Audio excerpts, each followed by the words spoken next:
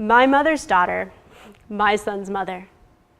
My mother is vanilla ice cream with warm apples, cinnamon, and nutmeg in a tan bowl that goes with everything. Sweet, soft, the warmth neutralizing the cold on your tongue, easy to slurp down. Then there's me, a cherry pepper drizzled with puckering vinegar, small, perched on a turquoise plate that clashes with your tablecloth. Pleasant, almost inviting, until you take a bite.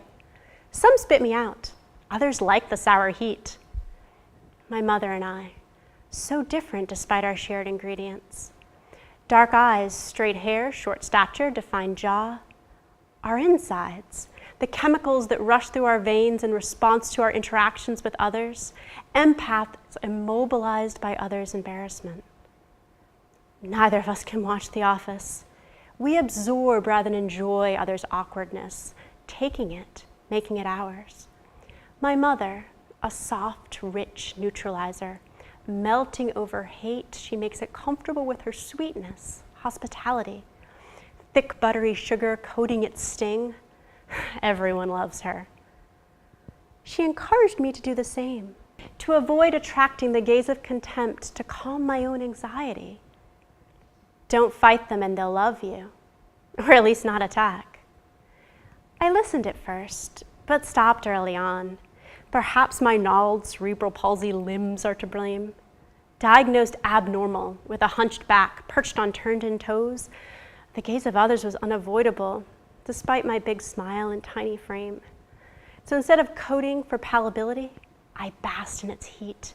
Fire licked my insides. Decades made me hot and crispy against the judgment myself and others endured. I got angry, motivated, and even when my mother found the money to pay for the operations to finally straighten my back and legs, so I almost passed for normal. And people found me small and cute, a tiny Tim with sex appeal. I still didn't want to make them comfortable. The fire was too hot for too long to put out. I wanted them to be with their acts of injustice. Stare at the hate behind their ambivalence. Stare at the hurt they cause in their action and inaction. They know how to stare. I know. They had no problem staring at me. For a while I flailed in this heat. Around me women were not too smart, too angry, too sharp, too driven. A small girl with a boy attitude, too brazen, too dominant. My fundamentalist church bristled at me. Then, at 10, I saw her. Blonde bob and blue pantsuit. She wasn't going to stay home and bake cookies. She was going to make the world better. I loved her. My mom was confused, uncomfortable. I never voiced my adoration, but she knew. Finally, about 10 years ago, she began to ask, "Why are you so angry?" She senses my anger, wonders at it, worries over it. Why don't I avoid situations that stoke my anxiety? Don't read so much. Do your hair more. Mauve lipstick is so pretty on you. You have nice lips. I smile. I know she wishes I'd paint my lips and keep them closed. She adores me. I adore her. But we're not the same. I dreamt for years of what it would be like to raise a daughter, one that I would teach to unapologetically crisp up against the patriarchy. Fight for herself, fight for others, to not feel a need to coat the hate with excuses or wrap the misogyny in sugar. She'd feel comfortable burning it up. She'd wear what, love who, and fight for whatever she wanted. She'd stoke her spiciness early on and not care if anyone couldn't take the heat. I'd be ready for her. I was ready for her from the moment my own feminist consciousness, armed with Butler and Bordeaux, had language to describe social injustice. This spicy, nasty woman was ready to raise another. But she didn't come. She didn't come again or again. I'm a mother of 3 boys. 3 boys who embody dominant masculinity from their tanned white skin and soft-roughened hair to their comfortable coastal suburban lifestyle. They wear candy-colored polo shirts and boat shoes. And they're adorable. I wouldn't want to raise anyone else. We belong together. But I get glimpses of the normative Southern masculinity they could grow into in this red state. I worry. Will they become the hostility, the violence my mother and my feminine, anxious bodies absorbed? Her soothing with her sweet forgiving and mine burning with my spicy activism. Boys. I'm raising white, economically privileged, able-bodied boys. My husband reminds me, like the first lady of my childhood who grew up to run for president, I married an equal, a partner who wants to change the world, defies gender norms, does the laundry, paints his boys' nails, mends their buttons. They see that, they hear it. To calm my anxiety, he says, watch them, hear them, they're already becoming. So I do, and he's right. They're different. Their context is not mine. They are not children of second-generation immigrant factory workers in a small-town church. They are raised in a time of questions. The thick binary line of gender is broken, jagged, still cutting, but able to break through. They can see the possibilities. Black, brown, and white have become bolder. Color blindness called out for the fake it always was. And they see, and they speak, to me, to each other. This gives me hope. Hope I burst with and want to share with others. So I post when I hear the two oldest talking on Facebook, for those 1,000+ friends I've picked up over the last 10 years. I give some hope and make some squirm. On romance and relationships, be open. Tony to Vinny. Vinny, someday you'll get married to a girl and I'll be in your wedding in a blue pantsuit. Yeah. And some boys marry boys. Yeah. And since either is okay, if you love someone and aren't sure which they are, you can be surprised. Yeah. Surprised. Be respectful. Vinny, it's okay to kiss girls or boys, but only if they want to. If you ask for a kiss and they say no thanks, you say no problem. Yeah, no kiss is no problem. You got it. Be practical. Vinny, you can marry a girl or a boy. You marry who you love, but know that if you marry a boy, no one will have a vagina for a baby to come out of. So if you want a baby and you marry a boy, you'll have to find one no one else has already. Yeah, you'll have to find one. On race, be loving. Tony to Vinny. Now, Vinny, all people are very important. Black people, brown people, and white people are all important, and you need to love everyone lots. Yes, I love everyone. Some people don't love people because they are black or brown, and some people don't like blue people. There's blue people? Yes, I've never seen one. I think they may not live many places, like lemurs only live in Madagascar, but we should still love them no matter what. People are hurting each other. It needs to stop. I love blue people. Be hospitable. Tony saw a story about a pool party in Texas. This was his reaction. Mama, why did the police do that to those people? Some of the people at the pool party didn't want other people there and they started calling them names. Why? Swimming is fun with lots of people. Was the pool too full to swim? Well, no, I don't think so. Some people just don't like to share with people who are different from them. They were being mean and had a fight, and the police came. Was the police officer allowed to do that to them since he's in charge? No, he isn't a police officer anymore. Good. He needs to be more responsible.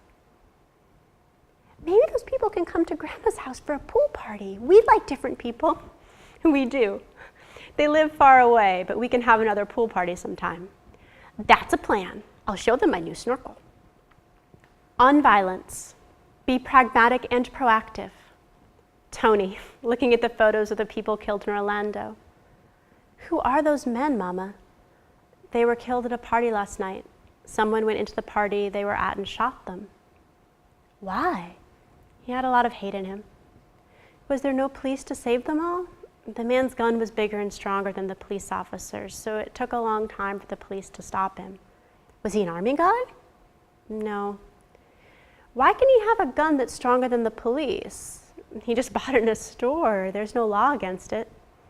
Call the president and tell him to make one. I'll try. On gender roles, be confident. Conversation with Tony before bed. Mama, what color Christmas light is your favorite? I like blue. How about you? I like the purple. It's pretty. A boy at school said purple is for girls and I shouldn't like it. What did you say? that I was sad for him, that he didn't have the confidence just to let everyone like what they like no matter if they were boys or not. What did he say? He said, "What does confidence mean?" Did you explain it? I said it means to know what you're doing is good and fine for you and everyone else, whether or not they think so. You handle yourself well. Yep, I'm getting known for that. And with these values, Donald Trump is better off in heaven? Mama, do you know who Donald Trump is? Yes, do you? Yeah. Is he dead yet? No, not yet. Will he die? Well, we all die sometime. We do. Well, maybe that will happen for him. God must like him since he made him. He might be better off in heaven. What have you heard about him? Nothing good, Mama. Nothing good. In need of basic decency tutorials. Mama, why won't Trump just say he's sorry to that family he said mean things to? Well, sometimes people don't like to admit they're wrong, but he's just being more wrong by keeping on talking without saying sorry. That happens when we don't say we're sorry when we should. Yes, it's better to say sorry. That's the first step. Then how can I help fix it? That's great advice, Tony. Daniel the Tiger taught me that. Maybe Donald Trump would want to watch him and to learn stuff. That would be a good first step for him. So they decide he's unqualified. Tony, Vinny, we have two choices for president. One is Donald Trump, who is very bad. The other is a grandma with blonde hair named Hillary. Tell people to vote for her. She's the first grandma to ever run to be king of America. That's very important. Yes, grandma will make a good king. And pray. Tony, praying with Vinny and Nico. Dear God, help Donald Trump understand he's too mad to be president. Hillary Clinton smiles more and talks smart even though she's boring. Amen. And remember to feed Patton, our poodle who died, until we're there, and throw his frisbee. Amen. And say to me with confidence, Tony to me over Play-Doh on his day home from school, Mama, what are you thinking about? I'm just hoping Hillary wins. She will. Everyone gets to pick together, and Donald Trump is mean to people. Sometimes mean people win, Tony. Sometimes, but this is a vote, so whoever the most people like wins, and most people don't like being mean. I hope you're right. I actually am. But the Electoral College disrupts logic, and they remind me that in my despair, when the fire on my insides begins to burn my soul in rage and frustration, that Tony to Vinny, watching the movie Inside Out. See, Vinny, you need sadness too. All the feelings are important. Why, Tony? I think without sadness, we'd never know how great being happy is. Oh, okay. And sometimes you need to be mad because something is wrong, and being mad means you'll try to fix it. See? So they're all important. Yeah, they are. That's right. And say of the future, Tony, Mama, someday I'll be in charge with all my friends, and we'll make sure everyone has a house and time to go camping and to the beach. And go down water slides when they finish the jobs they like. We'll all be so happy. No one will be mad or scared about anything. You'll be old by then, Mama. But if you eat your vegetables and exercise, you won't be dead. Yeah, Mama, you'll be old but not dead. Thanks, guys. That's something to look forward to. Yes, it is. So I eat my vegetables and exercise, remembering this nasty woman is raising bad hombres, little cherry peppers ready to sizzle. And this is why I could post the day after a nasty woman lost to a hateful man. We need to move forward, even if it feels like we're going backwards. And we'll keep speaking up for what's right. Silence isn't the answer. Overall, people do choose justice, even if it takes a while. I still believe that. I have to. For Tony's, Vinny's, and Nico's sakes, I have to. Nico's up. It's 5:24 and time to start the day after the election. And I know better times are coming. And those who find these peppers nasty will need to learn to take our heat. #, we are the spicy resistance.